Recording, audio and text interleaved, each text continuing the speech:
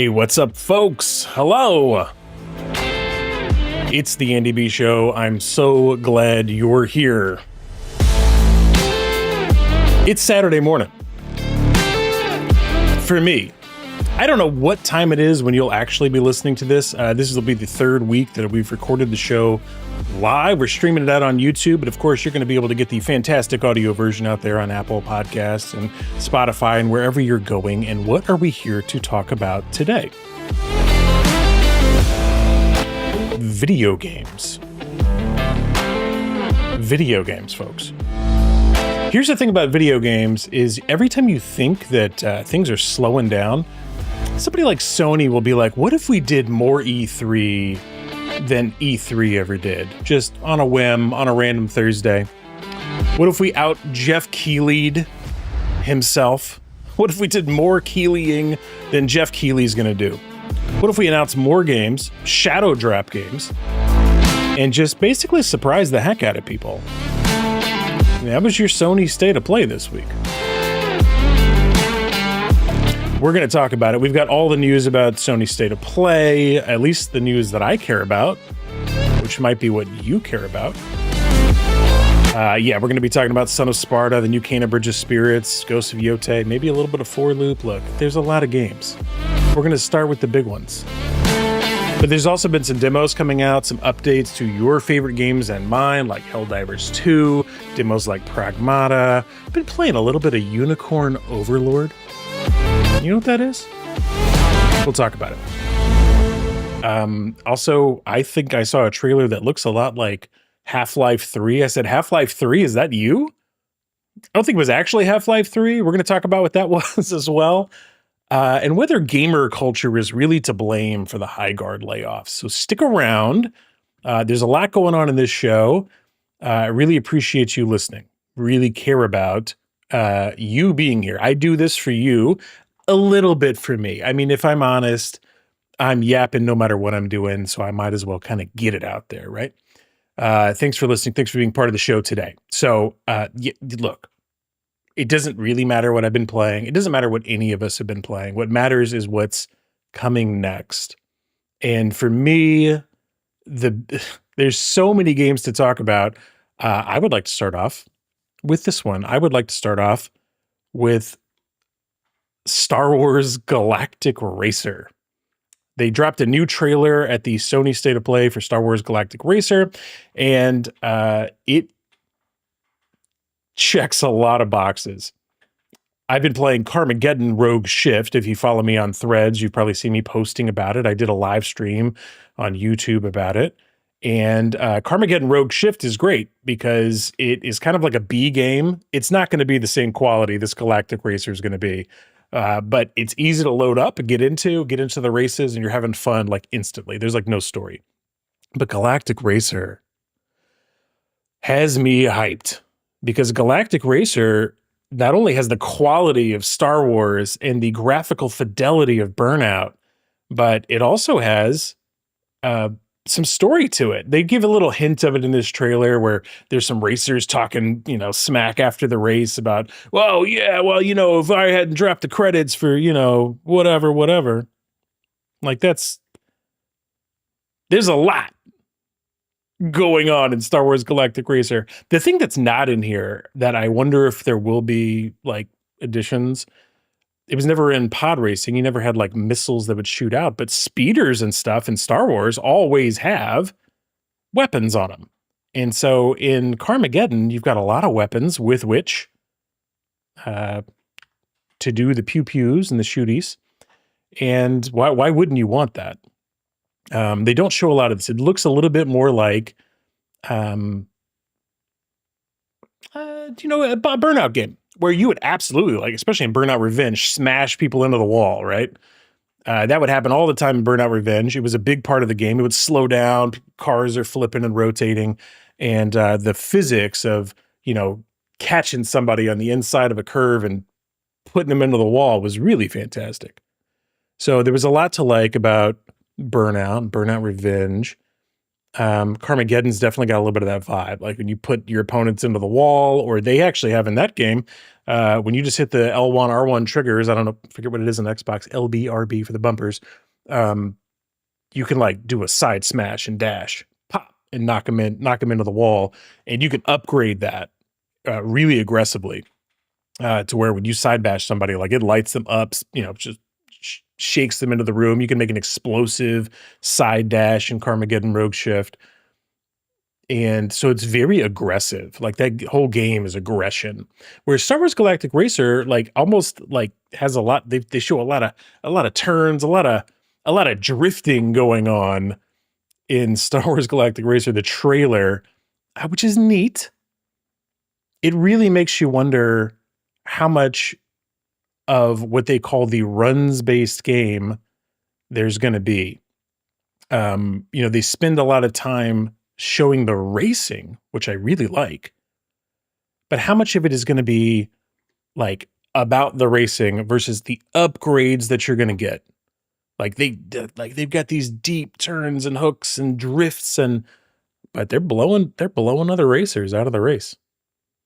It looks real good. You got to go check out the trailer if you haven't seen it. Star Wars Galactic Racer. There's 2 trailers now. They say it's coming this year. I plan to wishlist it. I plan to buy this game. I don't know if it's a $70 game. I hope it is at the most competitive price point in video games, which, as we know, thanks to the Andy B show, is $39.99. Been saying it. I'm going to continue to say it. $39.99 is the price to compete at. But this game looks real good. You could slow down the YouTube trailer and kind of go like, let me take a real good look at some of these speeders. Like, let me see what's really going on. That's a lot of fun, actually. Yeah, when you have a graphically impressive game, just kick it down to half speed or 0.75 speed on YouTube. You really get a lot out of it. I'm not going to turn into one of those like trailer analysis people. I don't think I got enough skill for that or time. But this one looks solid. As I mentioned last week, as I didn't realize this coming out of the Jeff Keighley Game Awards show, but I looked at it last week, and on the website it says this is a runs-based game, or a run-based game, or a roguelike. So they're not saying roguelike, they're saying runs-based, R-U-N-S based. But what are the upgrades? What are the weapons? What's the story? It definitely looks like they've got a story to it, though. And they don't have to have much. One of the best games in the Need for Speed franchise didn't have a ton of story. It was just you against just a ton of other racers. That's really all it took. And but there was, they'd call you on your cell phone and talk smack to you. And that was a big deal. It gave you a little bit of personality to who you're coming up against next, who you're going to try and take down. And that was a lot of fun. So, where do you even go next? If you've spent over an hour probably watching the Sony State of Play, then you might have the same realization I did, which is, where do you even start talking about what's next in this show? So I think where I'd like to go with it is talk about the games that I'm most interested in, most likely to play. As you know, on this show, I have a list that I keep called I Should Really Get Back to That Game. And it's games that I've played a little bit of, and I should really get back to them because something else always comes up, and what else are you going to do? So I think what we should talk about next is a game that I think I mispronounced at first. I used to think this next game was called Saros, but apparently it's called Saras. So thanks for that. Sony introduced Saras by talking about and showcasing a lot more of the characters. They really give a rip about the actors in this game and making sure they're modeled and voice acted really well. There's going to be a home base, and as you know, on this show, I think every game should have a chill out zone. And so the most intense of games absolutely need a chill out zone. Like, it's proportional. The more intense the game, the more you need a really great chill out zone. So the chill out zone here is you're going to go back to the base and talk to your other shipmates who are alive. In the first game, you didn't have anybody else that was around you that you could go talk to. It was very lonely. and very isolating, probably by design with the story, but also, look, the game was there to make you feel like you were up against it, and you were. This new one has a little bit different look, new protagonist. I don't know if it's connected to the old game in any way, but you have a home base where you go talk to everybody and build relationships with your characters and find out about the planet that you're on. And it's a loop-based game, another roguelike. Yep. Live, die, repeat, Edge of Tomorrow style. The big difference here, though, is that they showed off that you will have permanent upgrades. In the first game, what I'm gonna call the first game, Returnal. This is it's a sequel in spirit, if nothing else. In the first game, you would have the ability to update this pool of weaponry and unlock a pool of weaponry and attachments based on, but you never got any stronger. You were always as weak as you ever were, but you might find an expanding loot pool as you lived, died, and repeated the gameplay, and then have access to stronger and stronger weapons and abilities. But you started off just as weak every single run. That's going to be different here. In Seiros, not Saros, they've showed that you're going to have permanent upgrades, but you have permanent. How do you want to describe it? They have upgrades that you can unlock that are permanent, and then you have these modifiers. Some of the modifiers make the game easier, some of them make it harder, and you have to keep it in this balance between the two. You can never make it too easy, and I guess if you make it too hard, maybe I'd be surprised if they won't let you make it too hard, but you can't make it too easy or they won't let you deploy into the match, which is interesting. But that seems to be separate. It seems to be separate from whether or not you're going to be able to have the permanent upgrades. Like permanent upgrades look like they were one menu where, maybe you're gaining constitution or shields or something else. And then you have the modifiers. And the modifiers, they say, always have to be in balance. So this is Saros. It looks real good if you're into this type of game. And I am. I don't think I beat Returnal. I got real far in it. I think I beat it. Maybe I never beat the final boss. I don't know. It's a very challenging game. There's no doubt about it. Saros comes out April 30th, 2026. It's another game you can spend more money on and get early access. For what reason? I guess they just have to capitalize on us wanting to play the game now. Fine. Yeah. Saros is a big deal. Saros looks real good to me. Okay, what else looked real good? Oh, yeah. There's a lot of these. You've probably heard enough, maybe, of me talking about Marathon. I don't know if that's true or not. Maybe you're pretty happy with how much Marathon talk I give you. Maybe you're looking for more Marathon talk.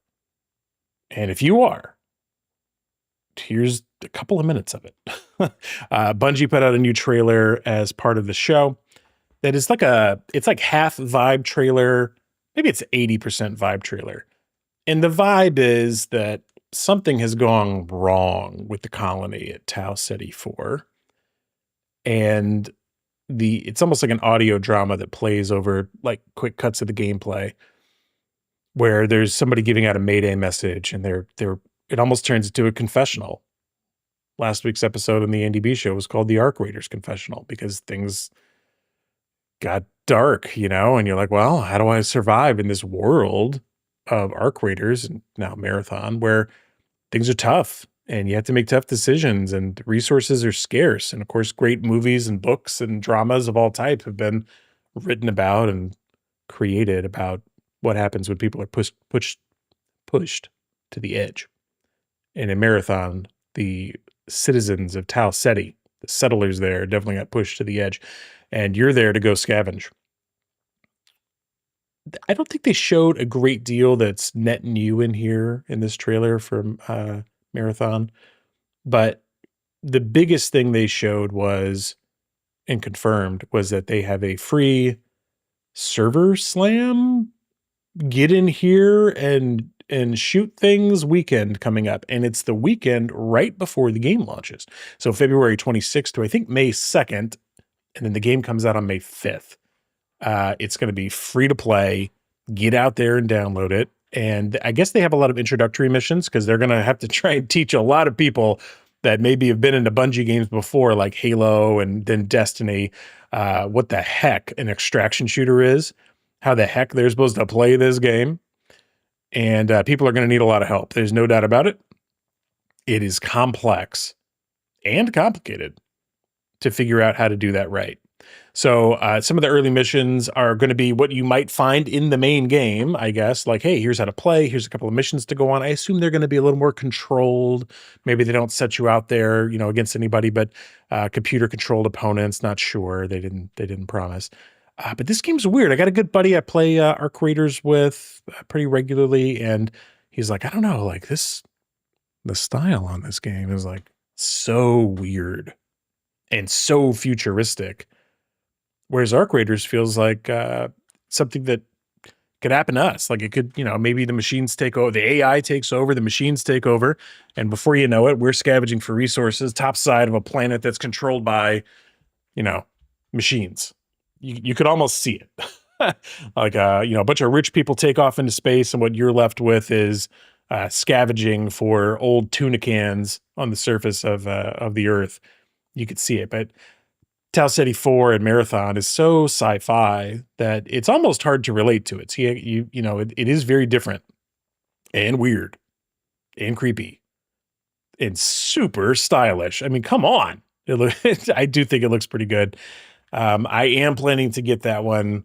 I went from like a no way, Jose, I don't think I can do it, to, oh my gosh, like I really got to get in there. I got to know. I've got to play it. Well, you don't have to wait long before you know. The Server Slam kicks off February 26th. That's is it 2 weeks from today or less? Less than 2 weeks from today. A couple other games they talked about that I'm just gonna like say out loud and not spend a ton of time on because I don't think there's a lot to say yet. Like they showed an untitled John Wick game got announced. Okay. Those movies are fun. But they did show a little bit of gameplay. The reason this was very E3, that this whole state of play was like very much like an E3, was there was a lot of trailers where they had like the slow opening where the light slowly came up over a logo and the music went high and you went like, oh my God, it's John Wick. Oh, they're going to remake all of the Greek God of War games, but then they don't show you any because there's nothing to show. It's too early. Or they might show you a CG trailer. Thanks for that. So they show you a CG trailer and you're like, well, okay, well,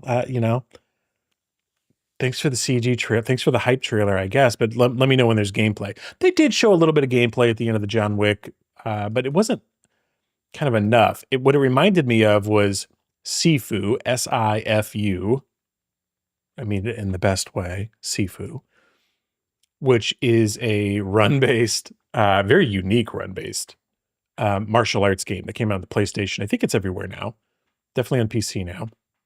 And it was like, hey man, we're going to give you a lot of like character action beat 'em up moves, and they're going to be really awesome kung fu, and you're going to be in a hallway, with a stick, and there's 14 people with knives, and you got to beat them all, and if you die, it's over.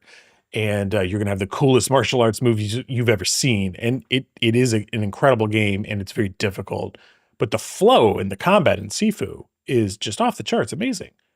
And so you'd think, well, John Wick could hopefully be that, right? Their gun fu, like martial arts style that they've kind of popularized the movies might translate well to something like that. But we'll see. They didn't show enough for me to care yet. So, we'll get there. I did, since I invoked God of War and mentioned something that they made, they did show off and shadow dropped a God of War game. So if you haven't seen that, Santa Monica Studio farmed this out. It's a Santa Monica Studio presents Mega Cat Studios game. So they farmed out this to some studio called Mega Cat Studio. It is a 2D prequel game with the God of War before he was ever supernatural. He was just a Spartan. And it is tremendously good looking pixel art, high res, 64-bit, maybe 128-bit. Really good looking pixel art. So it's pixel art, but it's not like Mina the Hollower, where it kind of looks like a 8 or 16-bit system. This looks like a pretty modern looking, but pixel art game. Really nice animations. You're fighting supernatural Greek or Spartan enemies. So it's got that. You end up with special abilities. It looks like you've got a little bit of magic in there, maybe a sword that's glowing on fire. And you've got a buddy. I don't know all of the history of God of War. I think I played the first one, played a little bit of the second and third, and then definitely played through all of the 2018, Dad of War game, right? Where you're older and, doing the Norse mythology thing. So yeah, God of War Sons of Sparta shadow dropped. They said, it's coming in 2026. And by that, we mean today. So you can go out there and play it. It's on Sony PlayStation right now. I haven't played it yet. A couple of the folks that I'm mutuals with out there in Threads have picked it up. And they're like, yeah, it's pretty good. Maybe a little too easy. But easy is in the eye of the beholder. Like, I have no idea how to tell you whether or not it's too easy or too hard, because people have very different impressions of difficulty. So I do plan to check that one out. Don't know when, sometime soon. Maybe this weekend, maybe not. I don't know. I didn't even know how much it is. Is it a $39.99 game? Is it priced? The way that you might find the most competitive price point in gaming. Let me look it up. Sons of Sparta. Let's find out. Let's go over to PlayStation.com and see how much it costs. $29.99. So you can buy God of War Sons of Sparta or Karen, the rock climbing game, at the same price. That's how my brain works with the competition. They announced a bunch of new things. There's a Ghost of Yotei Legends mode. I never played the Legends mode on Ghost of Tsushima. I could go, and then it amps it up from like pretty realistic with cool ninja powers to supernatural stuff. It's like a wild revisioning of the story, and you're fighting not the Yotei 6, but like the supernatural, crazy, over the top Yotei 6, and everything gets real dark and spooky, and the art style was always like just a little too spooky for me. So I never jumped into it. But if you like Ghost of Yotei Legends mode, it's coming out soon. Coming out very soon. Unbelievable. I could keep talking about video games because there's more. From the State of Play. This is just the State of Play show today. They had a brand new game. Speaking of 2D games, called Castlevania Belmont's Curse. So Konami came out swinging in this Sony State of Play and announced a bunch of things, but this is a new game. If you don't know about Castlevania, it's half of the phrase Metroidvania, or search action games, where you're going to do some action as you search for new things across a map, new weapons, new abilities, new rooms that you can unlock. So famously, Metroid and Castlevania both had these maps. There would be rooms that were locked until you searched around and got more abilities to be able to unlock the rest of the rooms.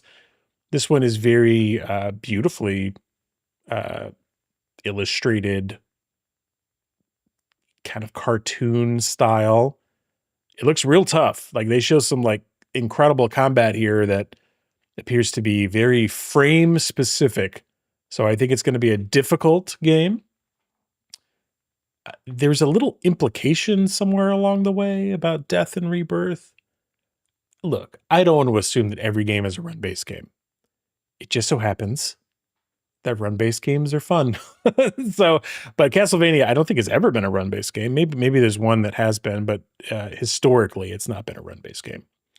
So this one's coming 2026, probably everywhere because it's Konami, but it was in a PlayStation show.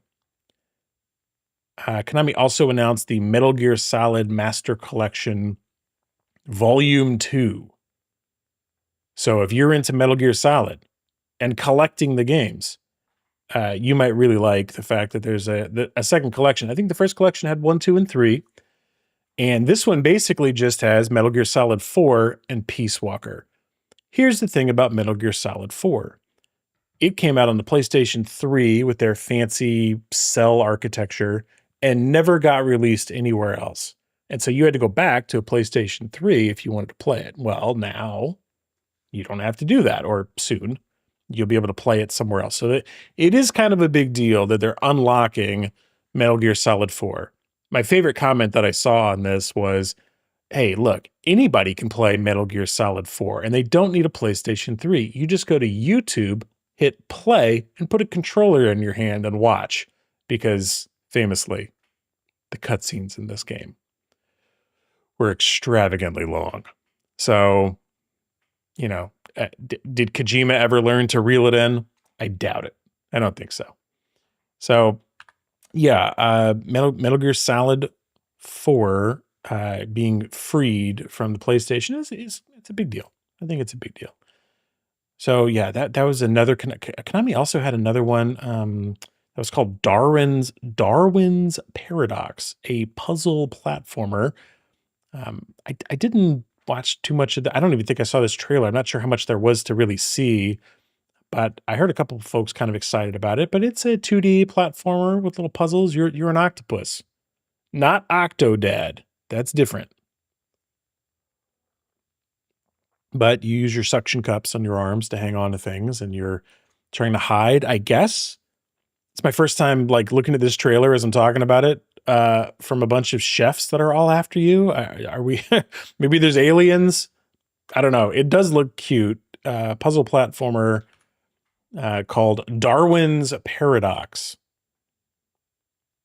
Did Darwin call the octopus a paradox? Is that what that's from? It could be. Yeah. How could there be more to talk about from the Sony State of Play?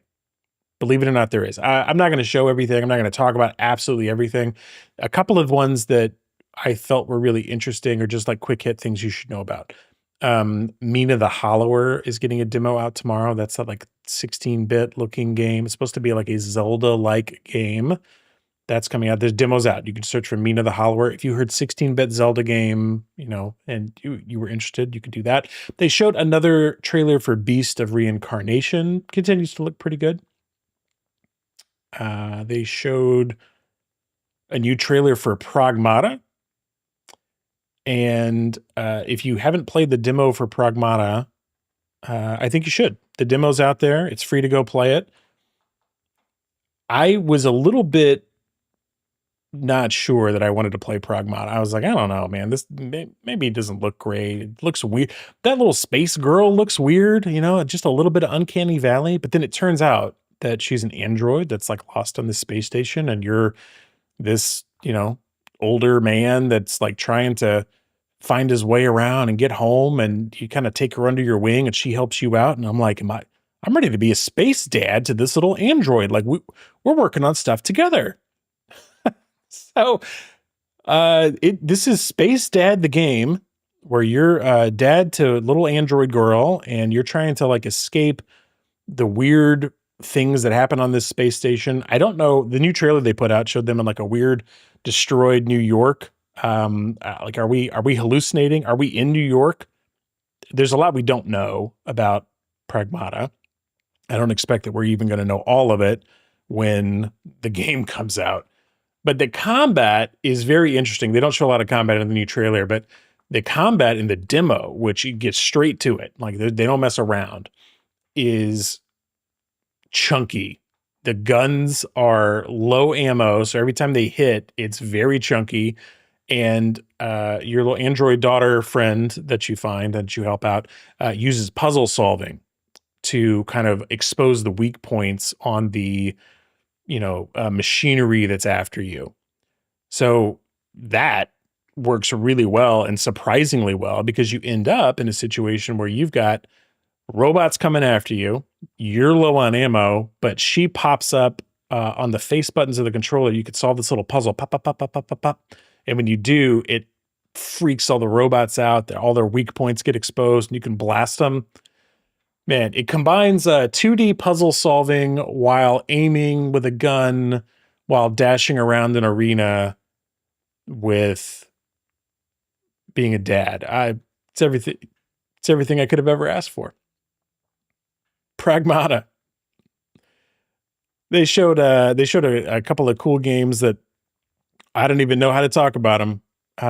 There's one called Yakko Shinobi Ops, which looks like a tactical shinobi game. Those are the words I'm going to say about that game because I know so little. Well, okay, I'll say a little bit more. I don't think that a game called Shinobi Ops is going to sell more than like 40 copies. That said, if you are into if you're into XCOM, if you're into turn-based strategy, though I think this is maybe like real time. If you're into like figuring out light and shadows and lines of sight, and you want to take a squad of 4 people into a castle and sneak them around and try and do assassinations, Shinobi Ops might be where you want to be. Like it is, I can't imagine that this sells well just because I don't think there's that many people that are like, let me tactically take a bunch of people through a castle and assassinate folks. I could be wrong. To that end, XCOM always looks amazing and it sells well. So maybe there's a bunch of people that are like, you know what? Tactical.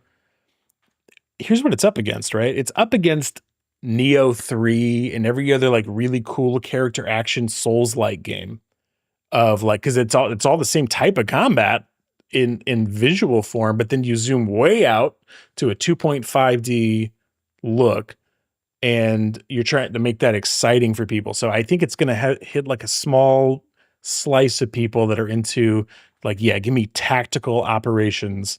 It's coming out 2027 on PS5. It's neat. It's very neat, unique, bold for them to create that. Look, what am I going to say? I think it's cool. I'm probably not going to play it.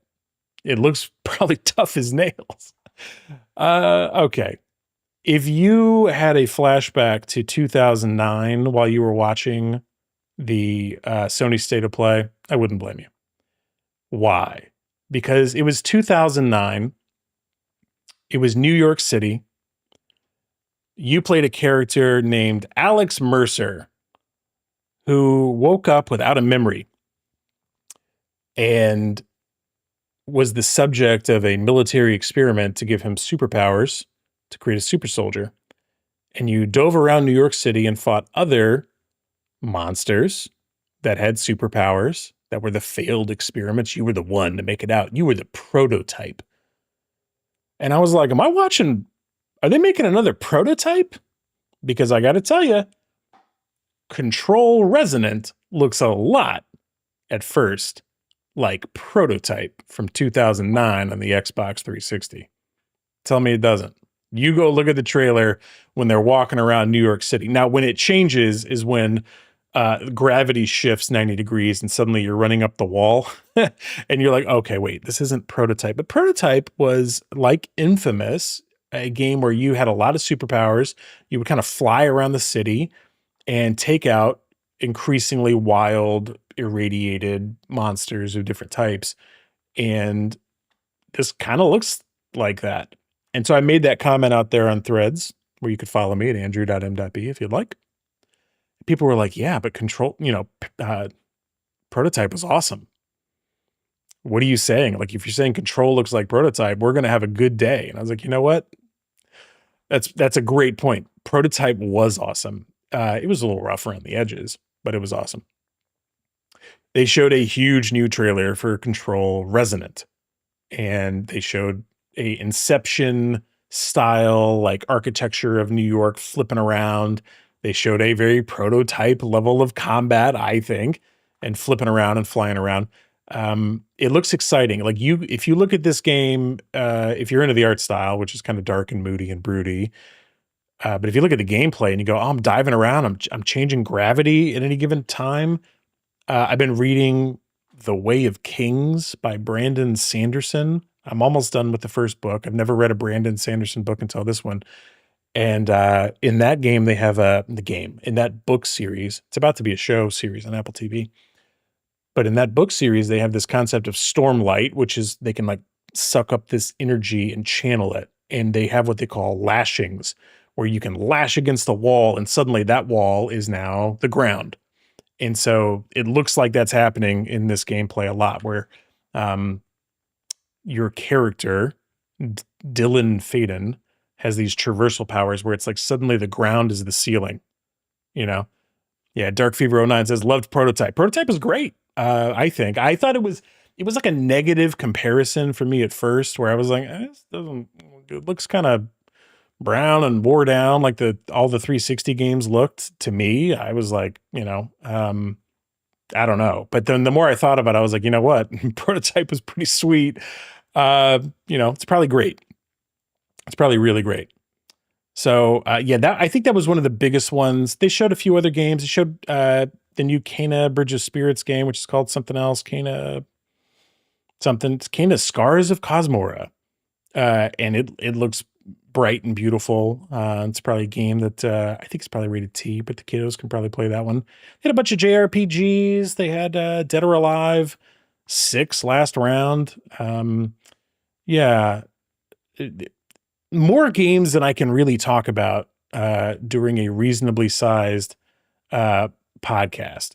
So other ones that they had a new update on, 007 First Light, they showed a new trailer for that. New Silent Hill trailer. There's a couple of new JRPGs, Rev Noir. There was just a lot. Like a really incredible. If you're into video games, you can catch some of it here from me on the podcast, but it might be worth either going to check out the whole show or just scrolling through PlayStation's channel and kind of seeing what might stand out to you. I think the last one from the show that I really wanted to talk about was hold on, I got to find it. This is the craziest game I think I saw. Rated M for mature, from the acclaimed novel series The Bird That Drinks Tears. I'm like, this is a novel? What are we doing? This is a game called Project Windless, and it is a very serious character action game with huge armies. I don't know what the conflict is, but the two sides of this world really don't like each other. There's a lot of just huge combat, big swings, and a giant chicken, like 7 foot tall giant chicken. Does that make him a rooster? Huge chicken with a build of a bodybuilder fighting as the opposing force to this evil empire.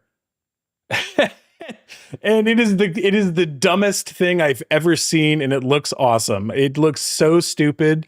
This huge chicken throwing 6 foot long rotating blades, and it's a crazy looking action game. There's blood flying everywhere. What is happening? It looks kind of like an old God of War game. We talked about God of War a lot already. It looks like it looks like the blades from God of War swinging around. You've got supernatural enemies,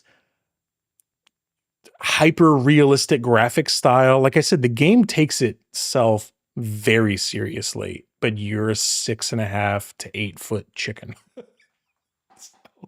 Probably the most unique looking game that I think we've seen.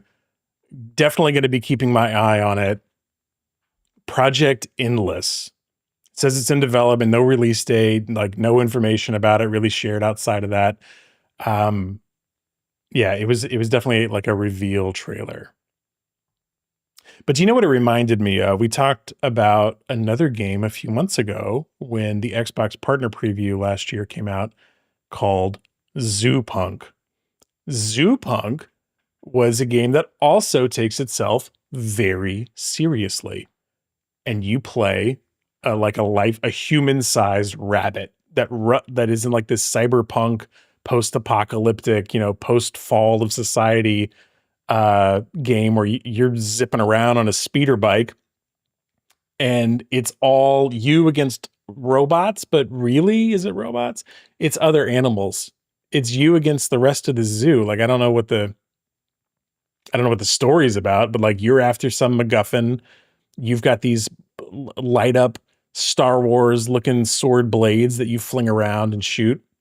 Everybody's very serious about, so the theme between these two games is the same, even though one of them is like, ancient, huge army, just big army war machine. Whereas this one is like cyberpunk character action. They're both character action games that are incredibly serious, but look ridiculous. Also awesome.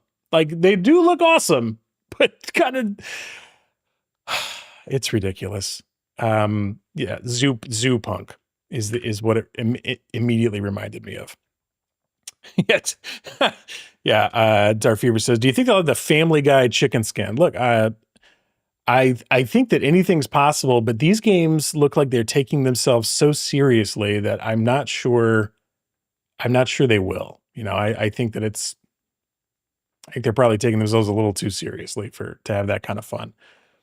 Yeah, there was another comment that you just reminded me that they said about Arc Raiders. Arc Raiders launched a new event, a shared watch team event, um, and they were saying like, "Oh, are we ever going to get like wild and wacky, stuff for Arc Raiders? Are we going to get like cool, like Fortnite-esque, metaverse-esque stuff for Arc Raiders?" And the game developers like, "No, we're not doing. We're not going to do that because we have a style. We know what the style is. We like it, and that is just what we're going to do. And they're not going to do it any other way. The style in there is cool. Like, a big fan of the Arc Raiders style. What they have, they launched a new event called Shared Watch in Arc Raiders, and there has been this back and forth because it's such a good PvE game, player versus environment. We always want to fight the robots, and the robots are so cool and interesting and neato burrito that we always want to fight the robots. But then the other players are there to fight us and take our loot, or we're there to fight them. And like I said last week's episode, Arc Raiders Confessional of the podcast, I confessed to some things I did topside that I wasn't proud of, but sometimes you got to get that goop. But they have a new event. It's going on right now. It goes on through the 24th. It's called the Shared Watch event. There's basically like a bunch of cosmetics that you can get in a free battle pass. They don't call it a battle pass, but it's basically a free battle pass where you get XP, you level up, you get a bunch of cool things, and you do get some cool gear in there. But the only way you can level it up is when you put damage out on the Ark, not other people. And that led a huge argument. It's like, well, should we even have other people playing this game? Should it all just be give us a full PvE mode, which made the PvP players like even more mad. They want to kill the other PvE focused folks. So there's these two different people trying to have two different types of fun in Arc Raiders, and there's no rules. So you end up with these crazy matches where you've got a bunch of PvP minded players ruining other people's fun. The PvE players banding together to kill the PvP minded folks. It's an exciting game. It never seems to end, but where's it going to land when Marathon comes out? It's still going to be great. They just announced they've sold 14 million copies of Arc Raiders and hit over 926,000 concurrent players, I think, on Steam. That's nuts. Like, it's one of the biggest successes in multiplayer video games in a long time. That thing's huge, and it just seems to be going up and to the right. So that's the Shared Watch event.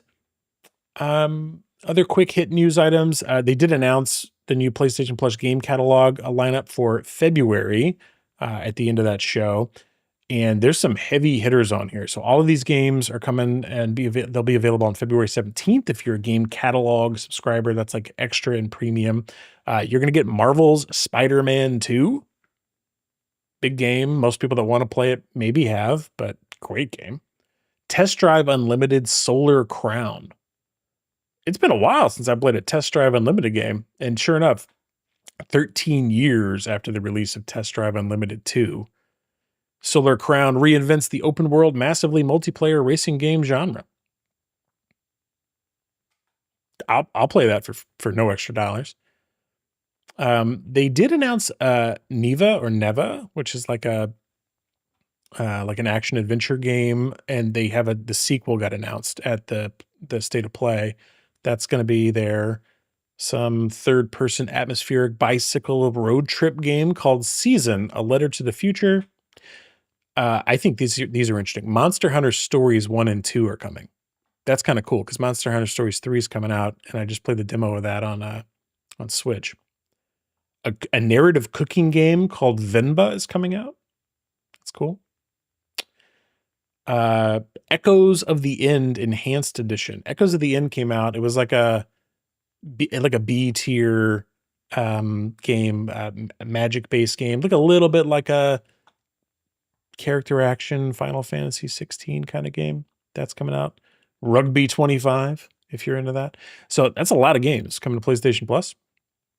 Those are the PlayStation Plus games for the month. Catalog games. I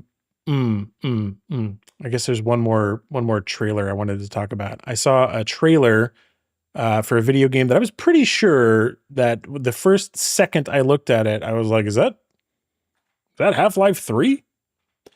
Because there's a gravity gun in there. And I'm throwing stuff around. What is happening? No Man's Sky released a new update called something? Remnant. They keep updating No Man's Sky. The problem I have with No Man's Sky is it's almost too sandboxy. Like there's not enough story to keep me going, and there's too much to do for it to be a sandbox. But if you looked at this like I did and said, Gravity Gun, Half-Life 3, bravo, let's shake hands. But if you keep watching the trailer, it kind of looks more like Roadcraft. You are gathering up a bunch of materials, putting them in heavy trucks and driving them over tough terrain to try and get them to a recycling place. Like they showcase like 10, 15 different types of heavy vehicles, from crawlers to just like dump trucks, and then working on the industrial yards, building up your industry yards with the materials that you find. It's crazy. If you're in a No Man's Sky, let me know. I think it's neat. Looks good. I mentioned that I wanted to talk about the HighGuard layoff. So, this is like a gamer culture question, right? Like HighGuard launched a couple weeks ago, has subsequently flopped as a multiplayer game. And then they've laid off a bunch of people. And somewhere, probably on X, I don't really go on X, a former HighGuard developer blames gamer culture from the downfall of the game. So I feel bad for this person. They got laid off, or they're in a game that's failing, not doing well, and they're posting publicly about it. And I guess they made this lengthy post out there on X about it. And the pull quote from Dexerto was, "Within minutes, it was decided this game was dead on arrival. At launch, we reached over 14,000 review bombs from the users with less than an hour of playtime." So, they were upset about it. And I get that. Like, I could definitely understand feeling like, hey, I put in my life's energy into this. People don't like it. They seem to be review bombing it. That feels bad. It would feel bad. But the market decides, right? Like, you can't make somebody like the game. All you can do is put it out there. You can market it better. You can make the game better. But there's only so much you can do. You can't control the response. I put out this podcast every week. I can't control what people think about it. I can try and make it better. I can try and work on my production improvements. I can try and figure out how to speak in a way that's engaging to other people while also be exciting for me to physically do the action of speaking. But I can't control what people think about it. I can try and package it better. I can try and improve it, but they're going to think what they're going to think when they hit the content.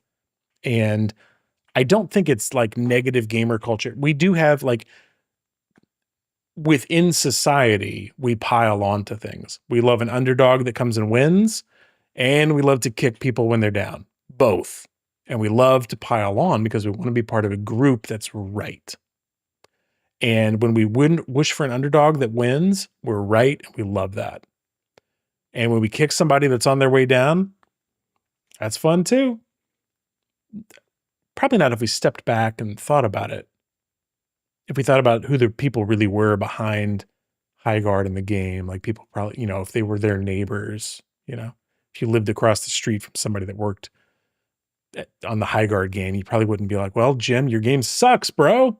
Like, I don't like you and I don't like you. You wouldn't say that. You go, Jim, God, man, it's tough. You would have empathy because you can see them as real people. But because you don't, or you can't, because you don't know them, you go, well, what's really fun is to review bomb it on Steam because I don't like the game.